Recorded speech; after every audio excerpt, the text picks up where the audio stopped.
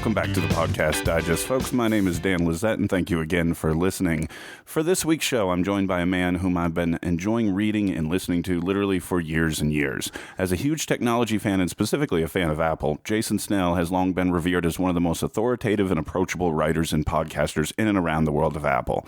The former editor-in-chief of Macworld and now running his own excellent site, sixcolors.com, and about a prolific of podcasters you'll find anywhere. It's my sincere pleasure to welcome Jason Snell to the Podcast Digest. Jason, how are you doing?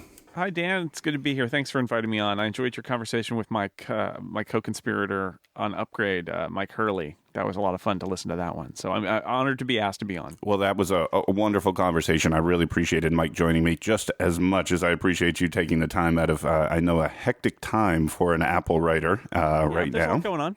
Yep. Definitely a lot going on. For the few people that are listening to this that aren't familiar with you or your work, can you give them a brief resume synopsis of the work that you do?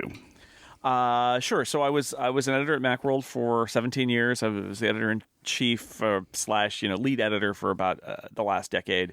I left there last year.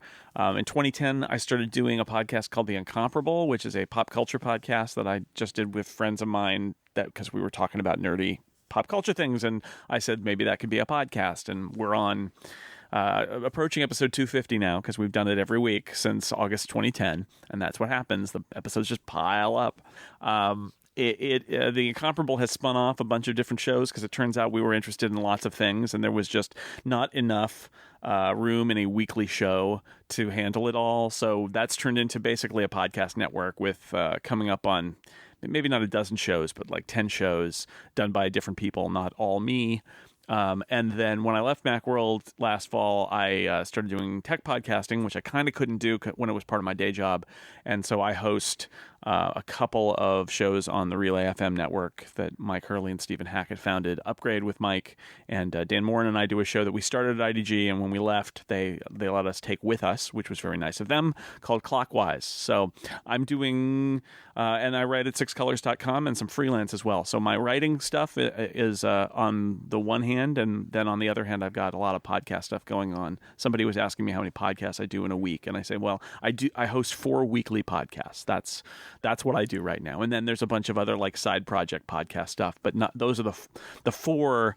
There are 4 I do every week that are like scheduled, and those are the ones I do. So some writing, some podcasting. That's my life now. That's my profession, is a little bit of writing and a little bit of podcasting.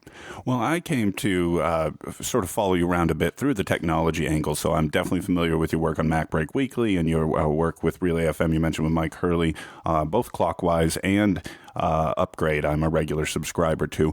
I will freely admit I'm not as familiar with the work over at The Incomparable, and that was one of the things I wanted to talk to you about was how that came from the one show, if you will, and then spun off into all these other entities. And that's at theincomparable.com for anyone interested in learning more about all of these shows. What was the progression of that process? So like I said, The Incomparable, August 2010, there was a Twitter conversation about science fiction novels that led to the creation of that podcast. I mean, that's what it was, is we were talking about science fiction novels, and we said, maybe this is a podcast. And 242 episodes later, we're still going. At some point in there, so I love... two things that are maybe contradictory, maybe not. I love formats. I love like finding a groove and like iterating on a format, being able to say like, we're going to do this every week forever, right? And if not forever, for a while. And that's great. So The Incomparable, 242 episodes. I also really like the fact that once you have a format that people expect, you can break it and have great effect by breaking your format. I always like that. I would liken it to make a nerdy sci-fi reference. I remember the first X-Files episode that I saw that was written by Darren Morgan, who is a very particular great writer on that show. We got about 5 minutes in, and I turned to my wife and I said, oh my God, this is a comedy. They're doing a comedy episode of this serious, scary, spooky sci-fi show. I love that, right? They broke the format, and you couldn't do that every week, but you could break the format occasionally, and it has an effect by doing that. So we've done that on The Incomparable, and we did one where I thought I'd never played Dungeons and Dragons, and they'd done an episode about D&D without me, actually, because I didn't have anything to say about it. And I said, what we ought to do is we ought to play Dungeons and Dragons like on the internet and record it and have that be an episode, because wouldn't that be funny to have an episode where it's just not us talking about movies or TV or books, but it's us playing Dungeons and Dragons? Wouldn't that be funny? We did a game show episode similarly.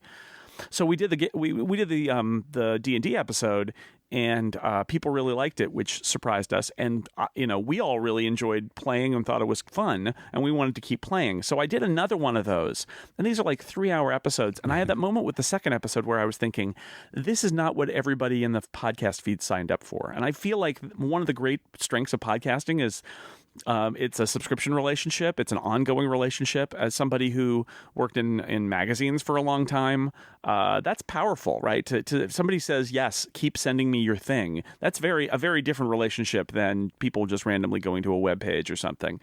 And I felt like I was kind of violating that agreement by dropping these weird 3-hour-long D&D sessions when they had signed up for an hour and a half long conversation instead. And that was the spark of it. I dropped the second and third D&D episodes we did as like bonus episodes that were not, they were in the stream, but they were like not that week's episode. They were like a midweek bonus kind of thing. Right. But even then I felt like I was getting away with something. So that was the impetus to launch a spin-off for us playing D&D, because we wanted to keep playing. I had never played before, but it was a kick, and it was, we're drinking beer and making jokes, and people seemed to like it, which was the real shock. I thought we'd just play D&D on our own and not tell anybody. We were like, no, I really like that. And I figured there was a fraction of an audience who liked it, and why not give it to them? So we spun off Total Party Kill, which is now, I think we do that every 2 weeks.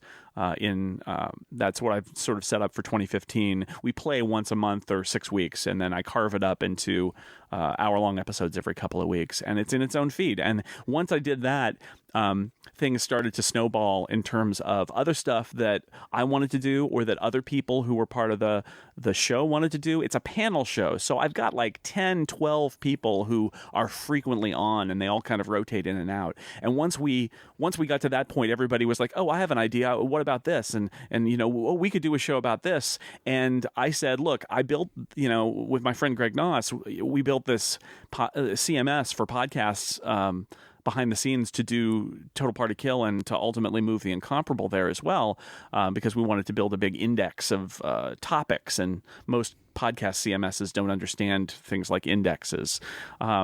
And once it was built, it's like we could put anything else there. And that's what happened. So my friend Scott McNulty wanted to do a show. He had this idea for a show about Star Trek, where he'd watch a random episode of Star Trek, like randomly selected from all of the 5 Star Trek live action series. And so we launched that's Random Trek, and it snowballed from there. So now at this point, like I said, I depending on your definition of what a podcast is, we've got 12.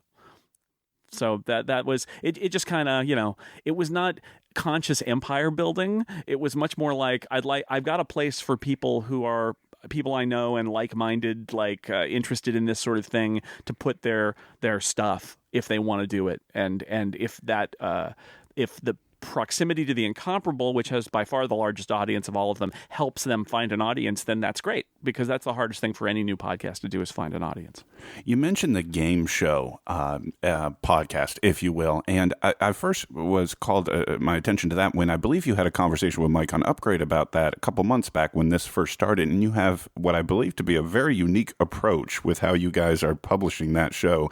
Can you tell me how it's going, and maybe explain to folks what it is you guys are pulling off here? Sure. I don't know how it's going. I mean, people like it. It seems. I don't know how many people are listening to it exactly. We have a master feed, and those are the super fans, and there's probably 1,500 or 2,000 of them, and they just get everything we do in one feed. That is literally the renewed social contract, which is, if you really love us, just subscribe to this feed, and you don't even know what's going to be in it, but all the shows will show up. But any new podcast feed, it's growing. Which is great. The idea is, we did a couple episodes of the main show where we did these one-offs that were, like I said, I like breaking the format, that were game shows. And we had a conversation where a lot of us said, what I'd really like to do is a game show, or an NPR-style panel show, something that's something like Ask Me Another, or Wait, Don't Tell Me, something where it's really about the people having a conversation and making jokes, and it's like interesting people saying funny things, along with a little bit of a competition element. And And everybody was like, yeah, that would be really cool. And a bunch of people had ideas for these things. And none of us wanted to do it every week. It's like, I couldn't do that every week. That would be crazy. And so at some point I said, okay, here's what we could do. Why don't we do a podcast called Game Show? And everybody can do their shows like once a month, once every 6 weeks. And we'll just put them in that feed. And it'll be like a bunch of little shows that aggregate up to a big podcast. So people expect a podcast every week or two. They'll get it, but it'll be different things from week to week. So it is kind of cheating. It's essentially a bunch of monthly podcasts that we're kind of jamming together into something that's more like a weekly podcast. And whether that's too complicated and whether people don't understand it, I don't know. We're going to make, not all of them have them now, but we're going to make feeds for all the individual sub shows as well. But the idea there is more like, if you want a stream of these funny panel things every week or two, subscribe to the Game Show feed and you'll get them. And some weeks it'll be Turns Out, and some weeks it'll be Inconceivable, and some weeks it'll be Game Night, and some weeks it'll be Counterclockwise. But that was the idea, is that, you know, generally you'd have four of these spokes in the wheel, and they'd run once a month, and you put that all together and you've got a weekly thing. It's a lot like in the 70s, NBC did that with some of their TV shows, where they had rather than hour-long episodes, they had these 2-hour-long movies, and every week there was a different character, but they recurred. So like Columbo would be one week, and I don't even know what Macmillan and Wife would be the next week, and stuff like that. It's a little like that.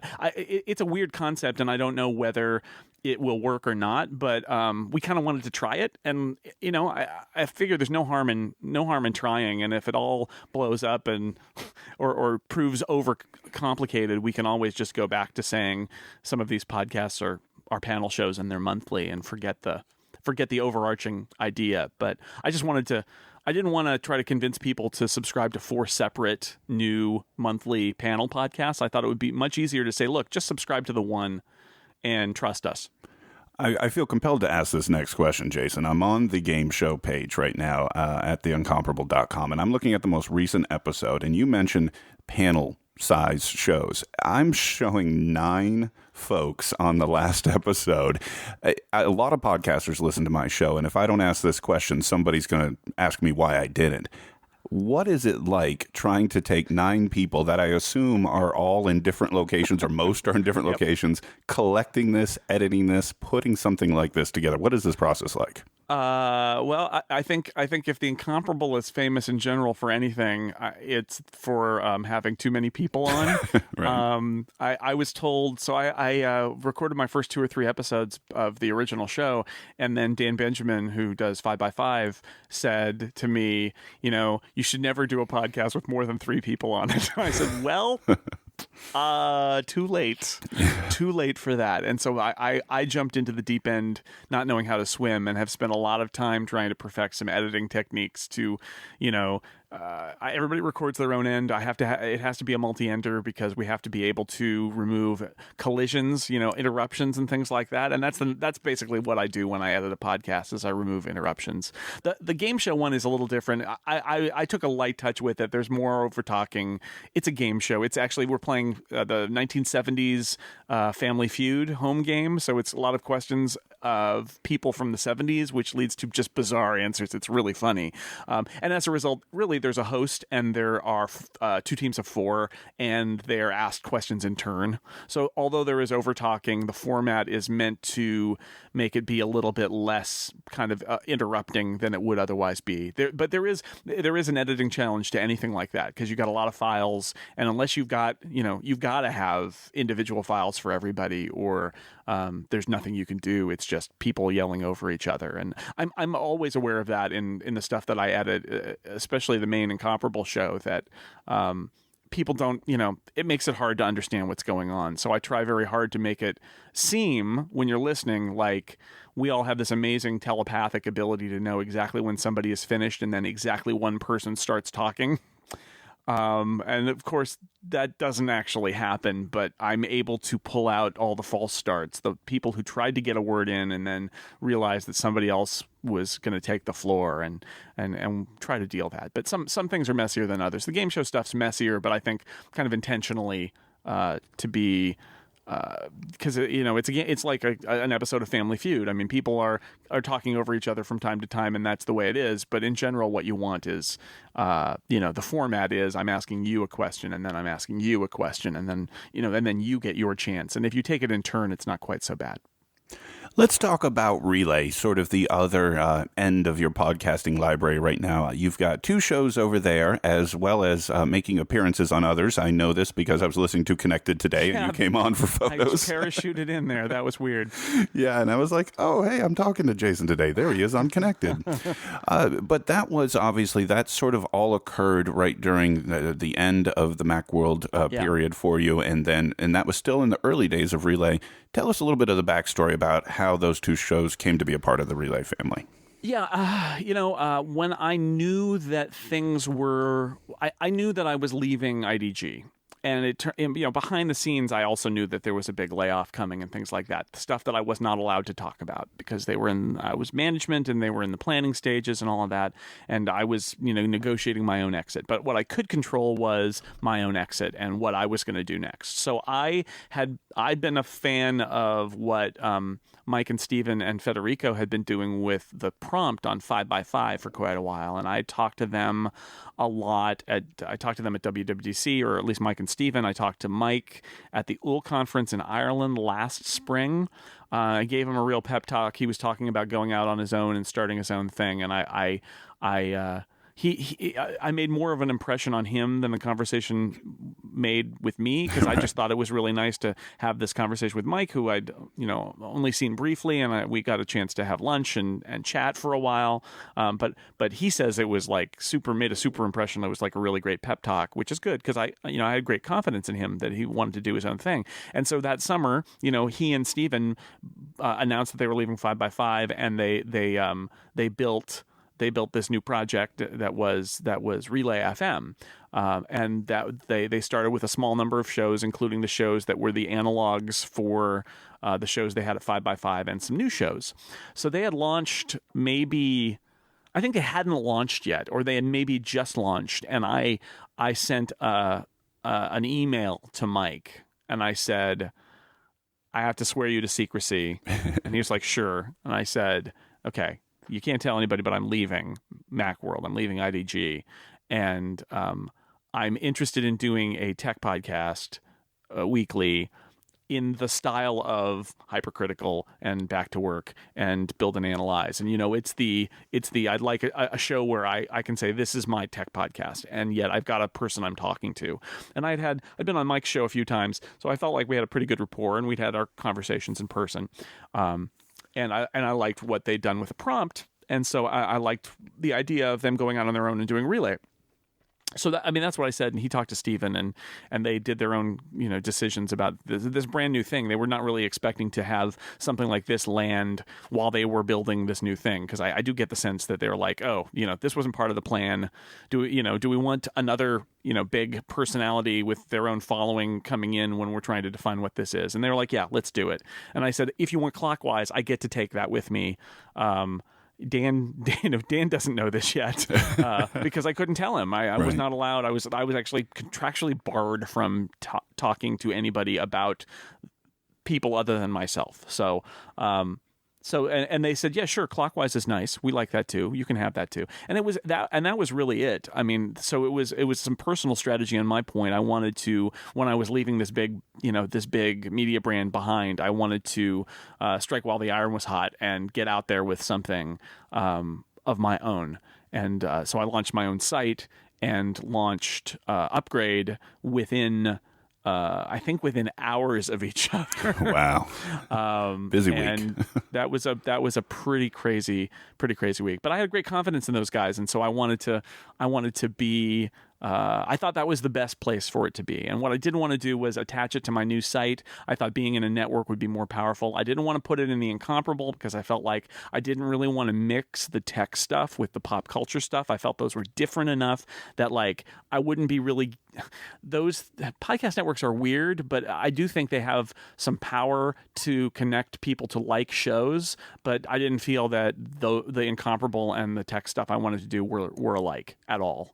And so I wanted to keep those separate. So that's the story basically. So they said yes, and we started doing them, and it's been great, and it's been a pleasure working with those guys. You mentioned Clockwise, one of my favorite shows. I think I found it very early on in the run there, and it's such a unique format for those of you who have not yet subscribed to, which I know you will do here in the next few minutes. You guys have a panel style show, so to speak, 4 of you, and everybody brings a topic, and it's sort of like a race to the bottom or to the against the clock to try to get it in under 30 minutes. Was this your kind of brainchild to create this type of format, or how did you guys land on this approach to a show? So Dan and I talked for a long time about doing a podcast that was not the Macworld podcast, and we were both working at Macworld at the time. And IDG Consumer had just launched Tech Hive, which was a general consumer tech site, and we were throwing around ideas. Because other people were hosting the Macworld podcast, and I didn't want to take over the Macworld podcast and make it like the Jason podcast. And honestly, I was also becoming increasingly dissatisfied with my job, and I didn't want to invest a lot of effort into that Macworld podcast and then just step away from it. But one of the side effects of me being frustrated with my job is that I wanted to create something new, and a lot of things I ran into technical and bureaucratic reasons why I was sort of stymied. I couldn't create anything new. Making a podcast, that was pretty easy to do. So we talked about it, and what we wanted to do, we ran into what a lot of people have talked about, and I know Mike has talked about it too, which is even though it's not true, and you could launch a new tech podcast today and still potentially get a big audience for it, there is this feeling like it's all too samey. Like everybody's got, and I did it with Upgrade, right? It's everybody's got a couple of guys talk for 90 minutes about technology. There's a lot of that, and what Dan and I talked about is, could we do this differently? Could we make it like a format? Could we make it? And I honestly don't even remember which one of us started this conversation, but we went back and forth. Like, could we make this a format? Maybe a little more like a game show? Could we make it rigidly, time based? And the one driving factor was, can we make it short? Like, we don't, the whole premise of Clockwise was the world doesn't need more 2-hour-long technology podcasts. What could we do that's different? And so from that emerged ultimately, and we actually did 2 pilots, including a first test episode that we posted online, but not like linked to from anywhere other than Twitter. That was like our test episode, and this guy wrote a savage review of our test episode, and we're like, dude, and he's like, I can't believe that they would think that this was good enough to launch a podcast. And we're like, dude, it isn't. That's why we didn't launch the podcast. It's just a file. And so we did that. We did another one because the original was too game showy. There was too many rules. It was really complicated. And where we ended up was 4 people, which we'd always liked. The idea that the format is you're moving around a table clockwise. It is a round table discussion. So it's moving clockwise, and that the time is important like a clock. That was the premise, right? So in the end, what we get is it's a 30-minute long podcast. It's never longer than 30 minutes. And there are always 4 people, which means since Dan and I co-host it, there, unless one of us is gone for a particular week, we have 2 new guests every week, which means we recycle guests, but there are new voices every week. And we've made an effort to get those voices to be more diverse than maybe you would get from the pool of just podcast hosts. We've tried to get a lot of more kind of interesting people in there who maybe haven't done podcasts before, people haven't heard them before, and that's been great. So that's where we ended up. And so I would say it has fulfilled everything that we wanted to do at the beginning, which is get it to be short, get it to be a little bit different. The reaction to it is hilarious. Some people really love it. Which is awesome, and they often say that it's because they like the speed, they like the diversity of the voices, they like the fact that we cover a bunch of different topics and then we're done. I've also heard from people who say they don't like it because we don't talk deeply enough about the issues and it's not long enough. To which I say you might be interested in every other technology podcast that exists, because there are plenty out there that aren't Clockwise. Clockwise is meant to be different, and I'm glad people like it because you never know that. I mean, you can. there's a reason why the two guys talking about technology for 2 hours podcast genre is so packed. It's because it's pretty successful. So this could have been a failure. It feels like it's actually done pretty well. And actually, since it's gone to Relay, it's done a lot better than it did at IDG. I think people weren't really the power of that media company to promote the podcast as a brand. It kind of. It was okay, but it wasn't great. But being in a podcast network with like-minded podcasts, things on that are part of that same genre, that same family, has helped a lot. So it's really grown. It's been good for Relay, and it's been good for Clockwise. Now, given the format and specifically the time constraint component to it, I believe I've heard you say it's one of, if not the hardest show to edit. Incomparable is harder to edit because of the panel and because of the length, but Clockwise is a different editing challenge. Clockwise, look, I'm watching the clock, like the saying goes. Keep your eye on the clock.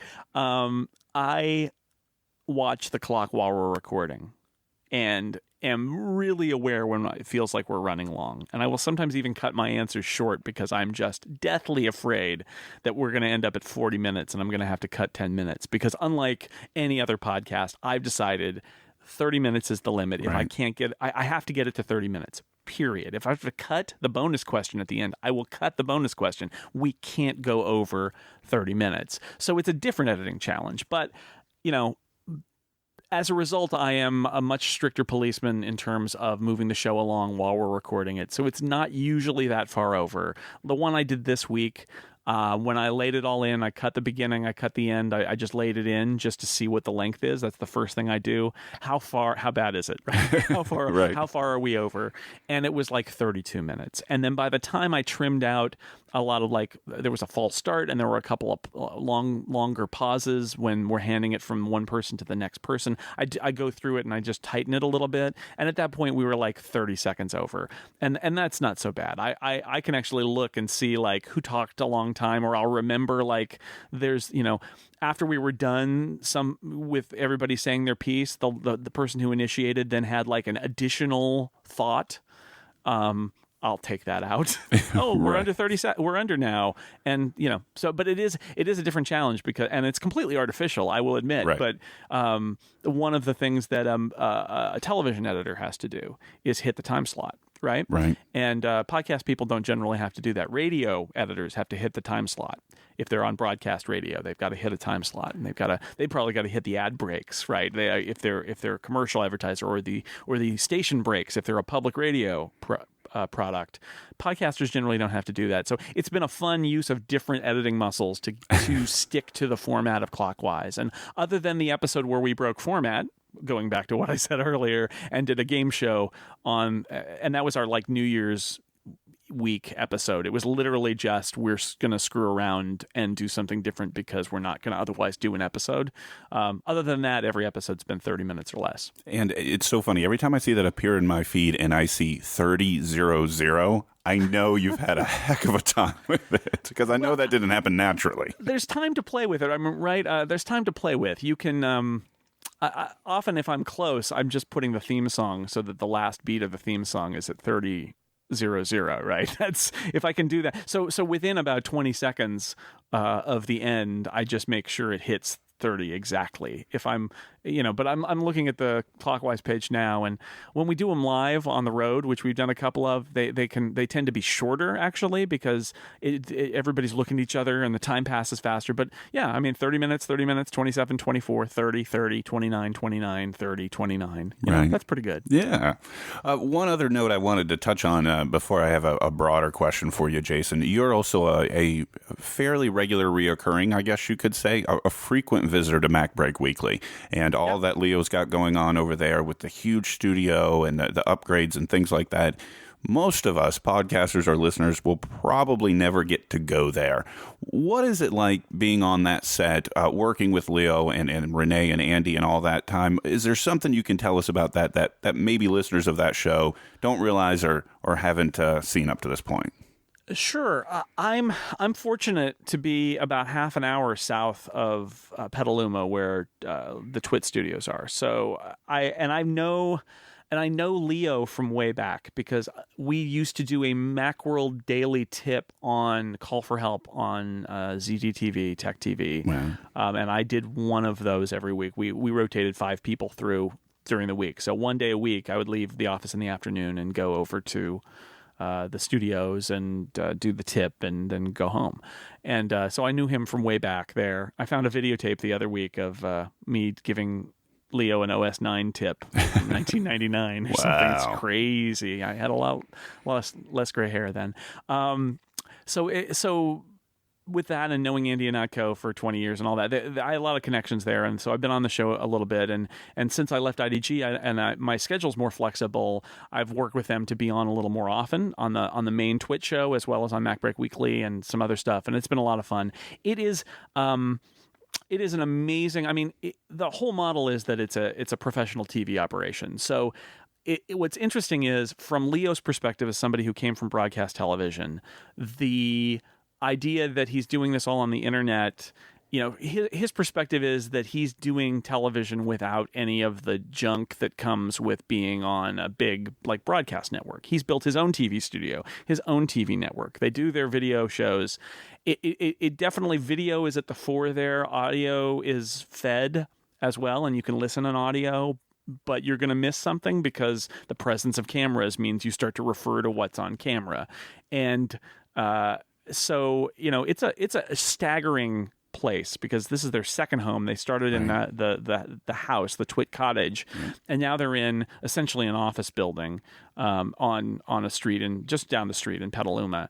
But it's amazing. It's a 21st century TV studio in that, it's not consumer cameras, but it's not giant, network TV cameras either. But they've got cameras on booms, and they've got microphone setups, and they've got different sets. They've got the living room set, and they've got the main Twit desk set, which they use for MacBreak Weekly as well. They've got Leo's office, which is also a set.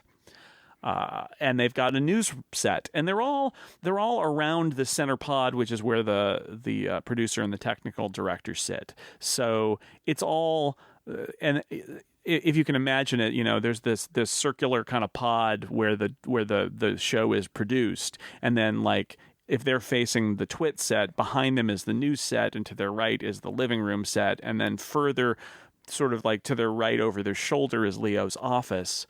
And then to their left is the studio audience with folding chairs, if there are people there for the studio audience. And then further down to the right is the desks and stuff where the people sit, and the people who work at Twit are in that same space. That's all the Twit space, where the studios are, so it's pretty impressive. What's interesting about it is that, like I said, it's coming from Leo's perspective, coming from TV. This is their answer, which is, we built a whole TV network without it. It's funny because so much that's going on in terms of YouTube stars and all that is coming the other direction. Right. It's literally, I have no background in anything, and I'm making some videos, and now I'm a success, and I'm buying a microphone and buying some lights and getting better at what I do, coming from that direction versus what Leo's doing. So in his mind, it's very much a reinvention of television, but it is informed by professional television. As a result, they've got this big studio, and they've got staff, and they've got equipment. And in the long run, it will be interesting to see what happens with that. Because as somebody asked me, why, would you host a show on Twit? And it's I might, if the right thing came along. But I'll tell you, doing 4 podcasts a week, I can do those in my garage in my pajamas. Right.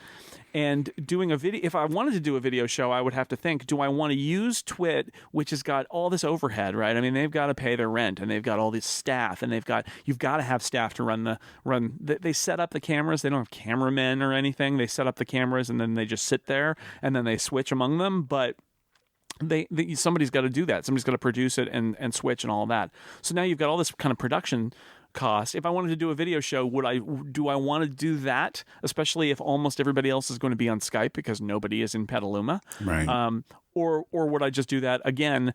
Put on some pants, take off my pajamas, put on actual big boy pants, and sit in my garage and do it over Skype. I could do that too. So I think there's an interesting question there about, beyond Leo, can they take advantage of their investment in all that hardware, and do they need to? Maybe the fact is that works perfectly fine for the shows that Leo does, and Leo does a lot of shows, Right. and that's all they need to do. But it's interesting because it is, it is at the same time completely breaking with what Leo used to do in commercial broadcasting, and yet at the same time it is also very traditional in the sense of just the model that I'm going to have a staff and a lot of cameras and a switcher and do this right for video as opposed to being a YouTuber. Yeah, and it is only that corollary relationship with the sense of a podcast that it's a delivery vehicle where you can get that. But you're right about missing out on a lot of, the references or the visuals and things of that nature. And Yeah. I've watched some of their video shows, but now I'm primarily audio. I think their Before You Buy is the only one that I've held on to the video subscription for obvious reasons. And that's the one. Other than that, I kind of stick with the audio on just about every other Twitch show that I subscribe to. Let me ask you this broad question. We've talked a little bit about your writing, talked a little bit more about your podcasting experience, and I want to kind of attempt to tie these together in this question. With your background in both of those arenas and all your experience in both, what would you say to somebody who is a writer considering getting into podcasts or vice versa? What are the pros and cons of each medium, and how did you make both work so well for you? Well, geez, if you're a writer, I try to be extremely encouraging about podcasting. I feel like I love the medium so much. I mean, and like this is a large part of what I do now is podcasting. As a writer and an editor, I could probably make a living focusing on writing and editing, and I don't. I do that part of my job, and the other part of my job is podcasting. That is, I am not just a writer, editor person anymore. I am a writer, editor, and podcaster. So I love the medium. I've made it part of my career. What I would say is don't let anyone dissuade you from getting into podcasting. I think that happens a lot. And I've had arguments on Twitter about it, and I've written articles about it. I feel like because audio production and multimedia production in general is technical, it brings on technical issues that maybe most people aren't familiar with. Microphones, and there's terminology, and the software is complicated because most of it is built for professional musicians and record producers and things. It just gets appropriated by podcasters. It's so easy to get intimidated and just say, it's not for me. I don't know any of this stuff. And I think that the problem with that is that there are a lot of people who have interesting things to say and have great perspectives and are valuable new voices. And I'm not talking about like a voice with a higher pitch or a deeper baritone or something, but just like more people in the conversation. And with Clockwise, I try to do that a lot of saying, come on, I know you haven't been on a podcast, but we can do it. Let's do it. Buy a Yeti, buy a Blue Snowball, use your iPhone headset if you have to. Let's just come on, be on a podcast. Because I think it's just intimidating and people don't want to do it, but there's great value in having those voices. And just because there are a lot of people doesn't mean that there couldn't be more, and that their voices shouldn't be heard. And you can get better at the technical stuff. I mean, when I started, I had literally no idea, and I think I have a better idea now. I'm not an audio engineer by any standpoint, but at least I know enough to be dangerous, which is it's a start. So for writers, I would say don't be intimidated. You can do this with any microphone. You can get a decent microphone, the one that I used for a couple of years when I was podcasting every week, for like $50. There are lots of options out there. Software, you can use free software to record. If you're on a Mac, you can use GarageBand. If you're on a Mac or a PC, you can use Audacity. I just think, so for writers, I'd say, find what you're enthusiastic about and what you want to talk about, and start doing it and learn, because you will never learn how to do it. And it doesn't have to be a big hit at first. You'll learn as you go, and you may do the one podcast and say, no, this is no good, and then do another one. That's fine. But I would say if you've got enthusiasm for something and you want to be heard, that you shouldn't let the technical barriers or the feeling that nobody wants to listen to you stop you, because I think people will want to listen to you, and who are interested in what you're interested in, and the technical stuff will work itself out over time. Either it'll the hardware's already become cheaper. The software is becoming easier. There's going to be a new generation of like web-based software that makes it even easier. It's going to be fine. Don't let being intimidated by the technology stop you. So that's what I would tell a writer. And there's a great back and forth relationship, right? So if somebody enjoys your writing over at Six Colors, they can see posts about your podcast, or if somebody's listening to your podcast, they can go and check out Six Colors. So it's a word that's been horribly appropriated is synergy, but right. it is that. It's like, look, if you like to hear me, you can read my stuff. If you like to read my stuff, you can hear me talking. And as a lot of people, including my friend John Siracusa of Accidental Tech Podcast fame, points out, a lot of times what you talk about is like a draft version of what you're going to write. Mm-hmm. And it informs what you write. And I find that really valuable. And then other times you'll write something and then you'll have a conversation about it that expands upon it. And that's really valuable. So I do think they go together, not just from the audience perspective of people who like your writing might like to hear you and vice versa, but from your mental perspective as a person who wants to be heard on a subject. Talking something through with somebody is different from sitting and writing and watching the blinking cursor and putting one word after another. They're different. They work different in your brain. And so you can gain perspective on one by doing the other afterward. Next, I want to shift gears a little bit, Jason. As at least a decade-long Apple fan myself and having the opportunity to talk to you, I'd be remiss if I didn't ask you a few Apple-centric questions. And besides, somebody would kill me if I didn't do this. So okay. let me hit you with a few of these. What would you consider to be, and this is a tough one, I know, the most overrated and the most underrated product that Apple's released? Do you mean like ever? Or recently? Well, we can go now? Last 10 years, maybe. Give or take. Whatever comes to mind. Overrated and underrated product. Wow. That is... It's a tough one, huh? Yeah, this is the one that I probably should have prepared for, because now you're gonna hear me thinking about it. Overrated and underrated. I'll say that I think the Mac Mini is underrated. Well, that's good. I'm using one right now. Good. See? It's never going to be a huge hit, but it's so versatile. There have been rumors that for years that Apple was going to kill it, but that hasn't happened. Apple doesn't really know what to do with it. They just sort of say, hey, it's little, and it's a Mac over there, look. And I feel like that's what makes it underrated is nobody's really sure what it's for, because it's kind of not for anything. It's sort of for a lot of things, but it's so versatile and it adds to the Mac product line. It is the most affordable way to get a machine that runs OS X. You can use it with your existing keyboards and displays. You can hook it up to a TV. You can use it. I have one as a server in my living room as a server. It's attached to the TV. It's got a big hard drive attached to it. It's got all my music on it. It's got my videos on it. It's got my weather station attached to it. It's good to have it there. And it was $5.99 and it'll be good for years. So I would say that is a good, that's a good underrated Apple product. Overrated. I've been saying for a long time now that one of the challenges of covering Apple since about 2001 is, I almost said this on Twit this week, and I didn't get a chance to get my word in edgewise, but people who have said Apple is doing the right thing for the last 15 years, every time, have generally been right. Right. And people who say Apple is doing the wrong thing have been wrong. And that just means Apple's had an incredible run. It doesn't, and it's not luck. It's like Apple has had an incredible run. This is one of the best, decade-long runs any company has ever had. And that causes distortions where people start to think Apple can do no wrong. And it also causes distortions where people point at those who said that Apple, who have only really said positive things about Apple in the last decade, and say you're just a cheerleader, when the reality is that tell me how terrible Apple has done the last 10 years. It's been kind of amazing.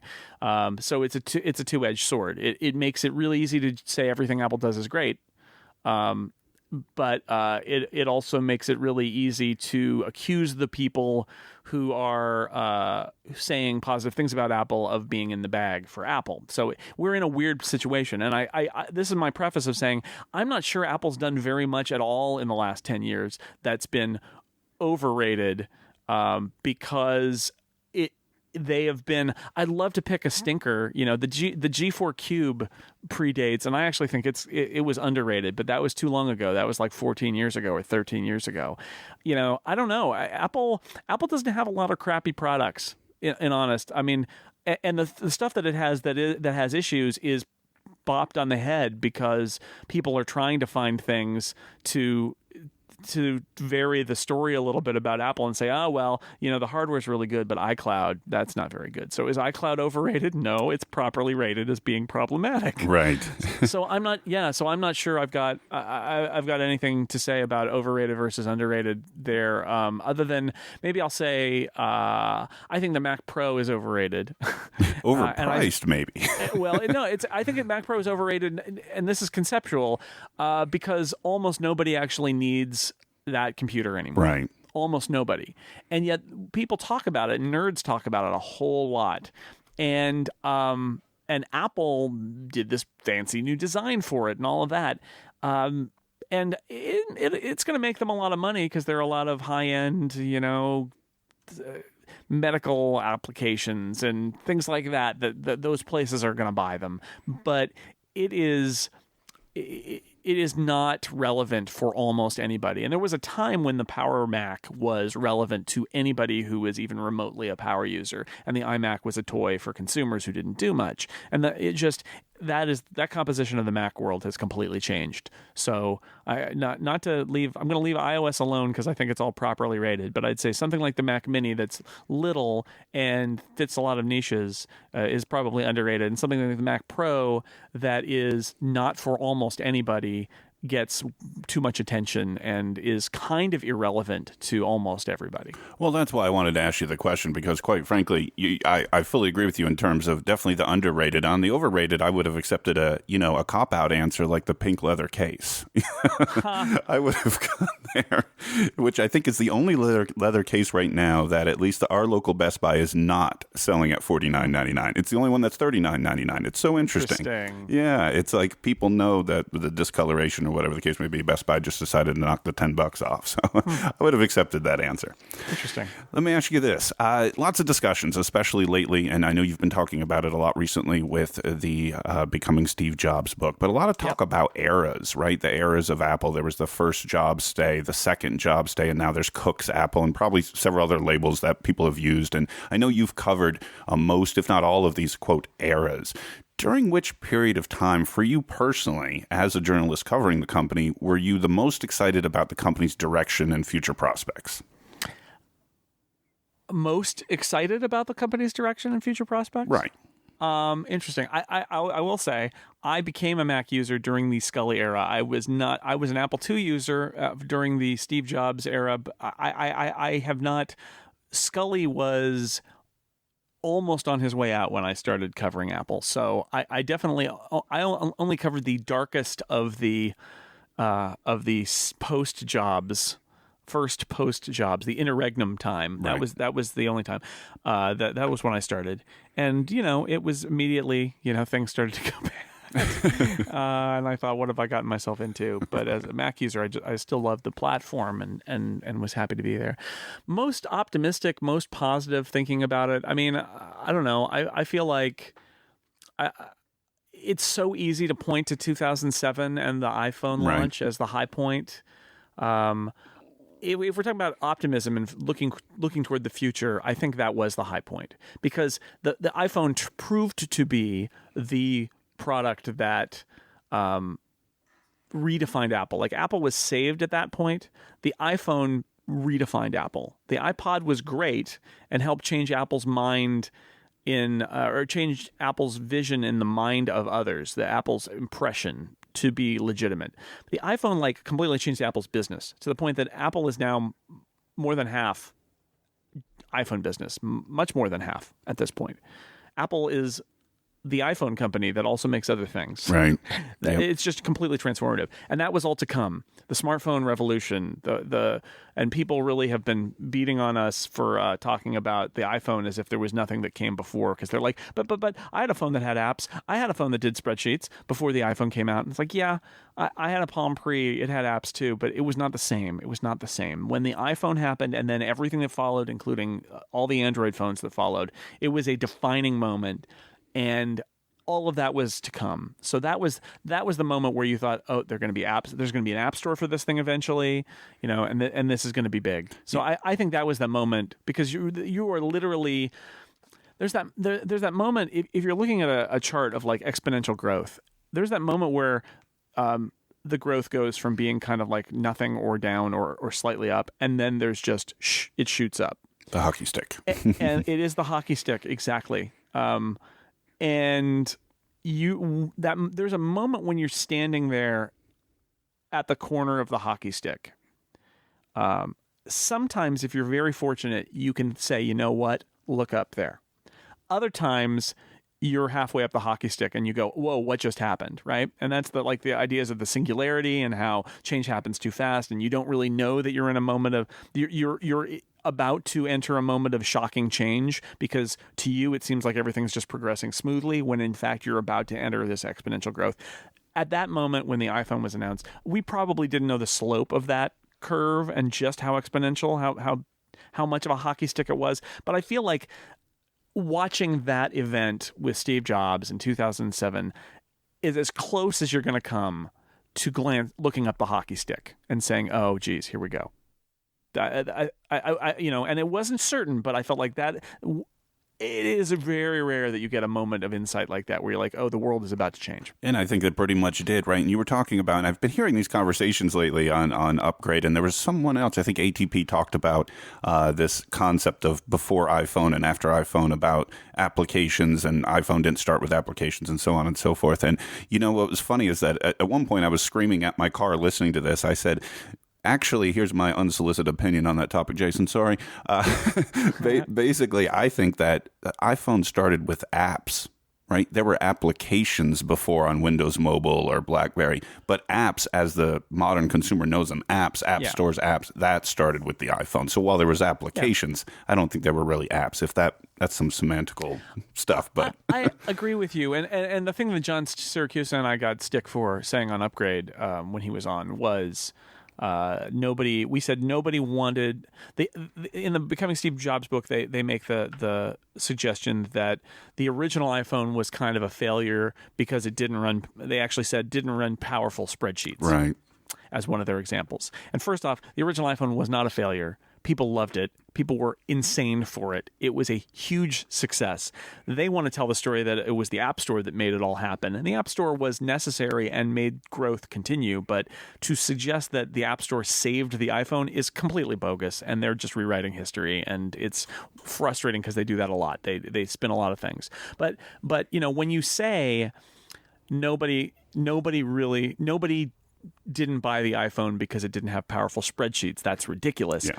What you open yourself up to is somebody on the internet who says, well, actually, I was using powerful spreadsheets on Windows Mobile several years before the iPhone came out.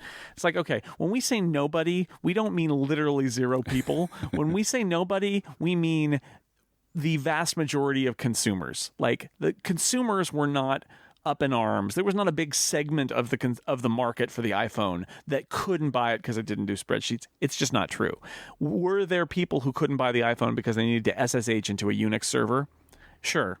There were a few. You could probably name them by name personally, but that's fine. I mean, one of the nice things about podcasts is you get interesting connections with readers or listeners, and there's a give and take that they won't feel like they're part of the conversation, and that's a good thing. I like it. The connections that you make with podcast hosts are not the same as the authors of a word on a screen or on a piece of paper. So it's all good, and I think somebody taking something like that personally, a statement like nobody wanted that, and it's like, but I wanted that, and it's like, okay.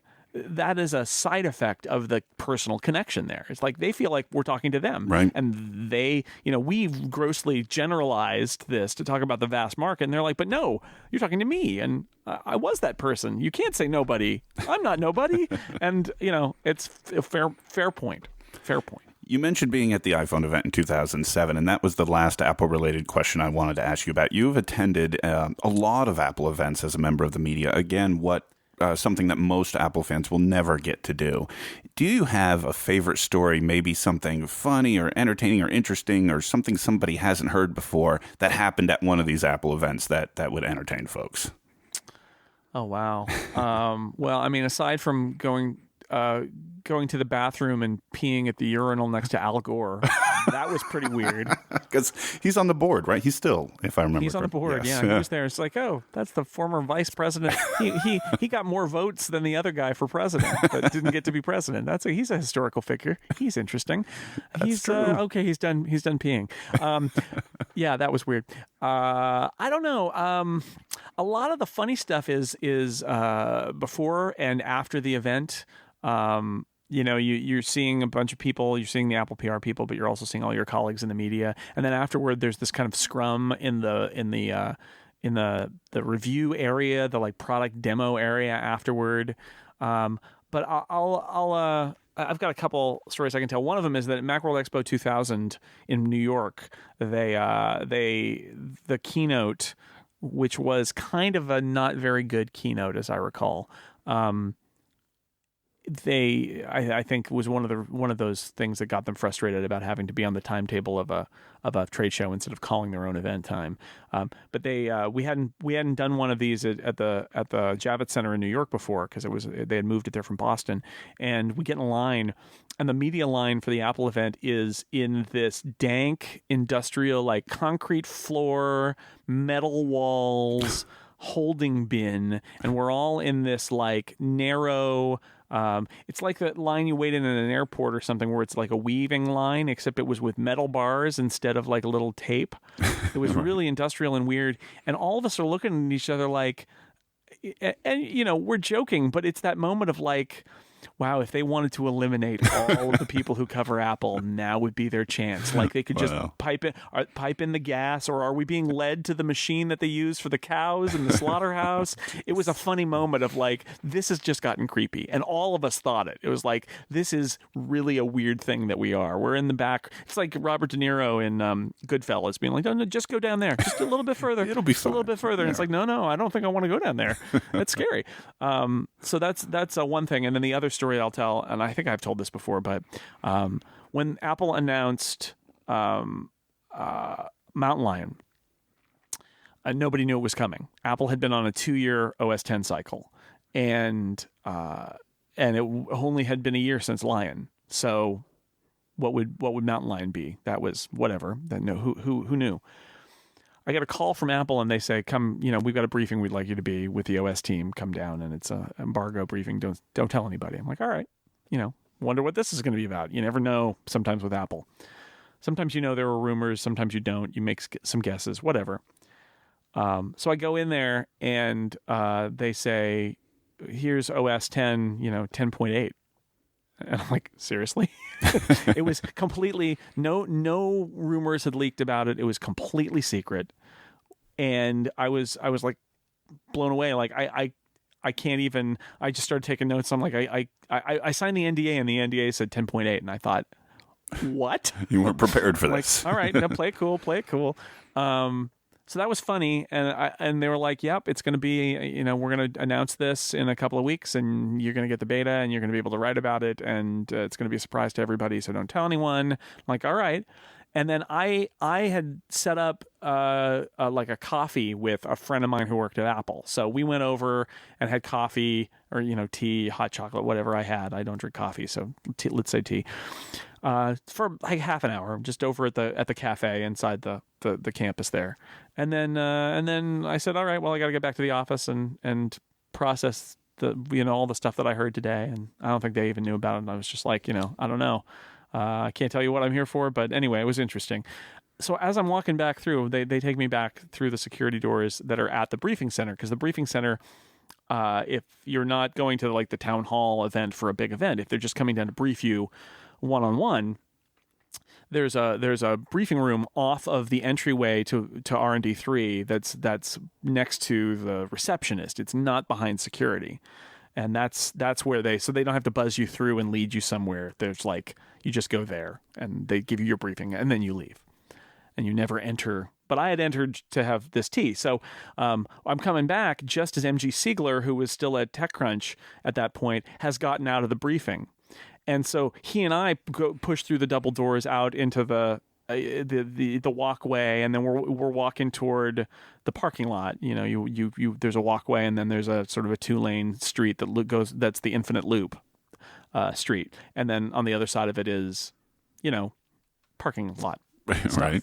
So MG and I are walking, and we're getting close to the Infinite Loop, and we look at each other, and we both just start shaking our heads like, can you believe this?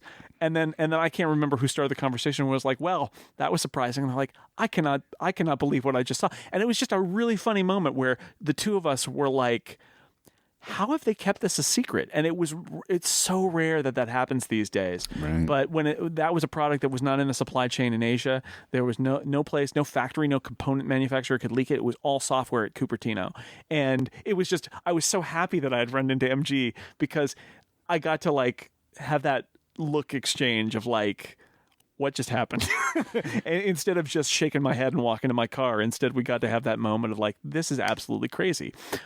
So, I mean, I don't know. Anyway, that was a kind of that was the other moment I wanted to mention, because that was a pretty funny behind the scenes thing of just like running into another journalist and having that moment of like, they really pulled the rug out from under us today, didn't they? The interesting feeling of being probably one of only a couple of people outside of that loop that even was aware. Exactly. I mean, that was the other sense, too, is that we definitely got the distinct impression that there were probably only a handful of people they were briefing on this. And that turned out to be true. When the stories dropped, there were only 3 or 4 of them, and people were convinced it was like an early April Fool's joke or something. Right. They literally, no one believed us because Apple didn't update their website yet. That took a few more minutes. And so all of our embargoed stories dropped. And I remember having to explain to several people that it wasn't a joke. And people were like, is there other confirmation of this? And I said, well, there's this article and that article and this article and that article. And finally, Apple, put out their press release, and everybody sort of was like, oh, this is really happening now. But yeah, that was, people didn't even believe it when we reported it, because it took everybody by surprise. But we'd already had that surprise before that. But yeah, there was definitely, that was a weird feeling, knowing that you're one of probably less than a half dozen people who, outside of Apple, who know that this is happening. Excellent. That was rare. And that was pretty awesome. Yeah. Excellent stories. Before I let you go, Jason, and this is the Podcast Digest, and what I do is recommend to folks all the podcasts that I think they should be listening to. So now I want to ask you, what are the podcasts that you listen to regularly, maybe even a couple outside of technology? Oh, yeah, absolutely. So my favorite podcast, let's see. My absolute favorite podcast is The Flophouse, right, which which John Siracusa recommended to me, and then I have recommended to many other people. A couple writers from The Daily Show and a friend of theirs who's a bartender, comedian guy, and they watch a bad movie and then they talk about it, and it is hysterically funny, and I love it. It is one of my all-time favorites. I like The Bugle, which is not on as much as it used to be because it's John Oliver and he's busy with his HBO show, but it's right. John Oliver and another English comedian, his friend Andy Zaltzman, and they cover the week's news in a satirical way that will be familiar to those who watch The Daily Show and this week or Last Week Tonight with John Oliver. I like that one a lot. I enjoy... being a sci-fi nerd, I'm really enjoying the audio guide to Babylon 5. That was a show, one of my favorites from the 90s, and a bunch of people who've been on the Incomparable actually do that. They're walking through every episode of that show from the beginning, which I really enjoy. Wow. So these are all non-technical. How about that? Oh, that's great. And I actually really like a podcast that is not always the best audio quality, but the content is amazing. It's called The Poscast, Poscast, with Joe Posnanski and Michael Schur. Joe Posnanski is a sports writer. He's written for NBC Sports. I think he may be at NBC now. He's written, he was at Sports Illustrated for a while. He was at the Kansas City Star for a long time. Really good sports writer and a funny guy. And Mike Schur is probably known best as the executive producer and co-creator of Parks and Recreation and Brooklyn Nine-Nine. He was a producer on The Office for a long time. He's Regis Philbin's son-in-law. And most notably for sports fans, he is Ken Tremendous, one of the founders of the seminal sports journalism comedy criticism site that is no longer with us, sadly, Fire Joe Morgan. And they mostly talk sports, which I love, and they only do it once a month or so. And then they draft things.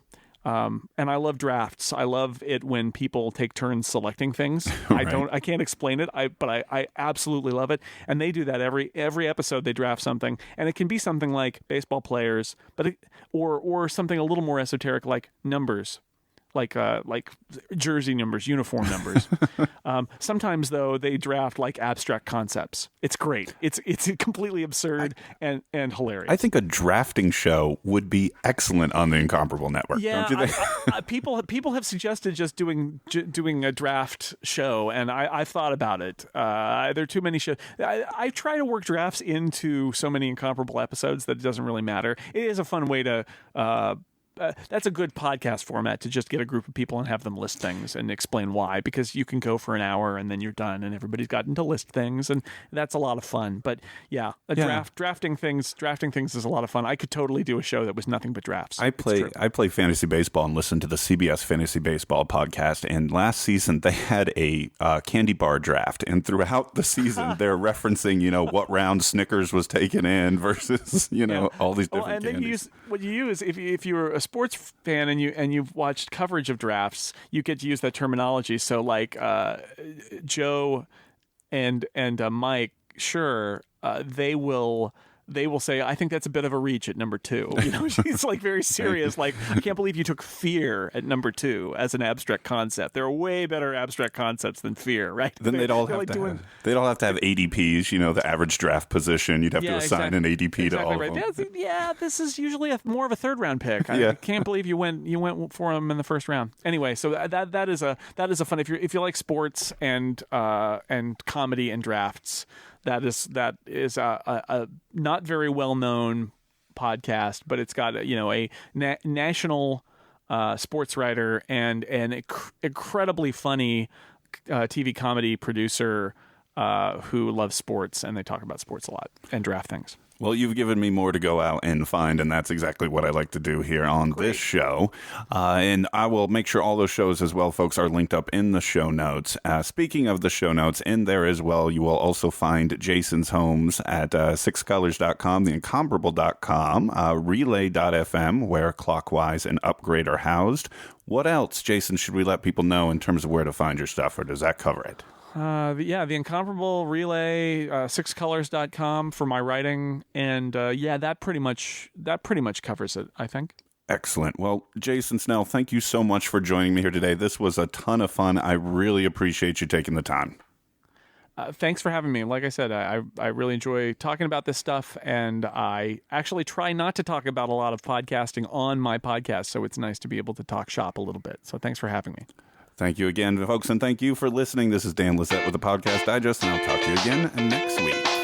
Thank you for listening to the Podcast Digest. You can follow the show on Twitter at PodDigest. Like the show on Facebook at facebook.com/The Podcast Digest. Email the show feedback at thepodcastdigest@gmail.com. And you can find all the previous episodes and exclusive blog entries at the show's website, thepodcastdigest.info.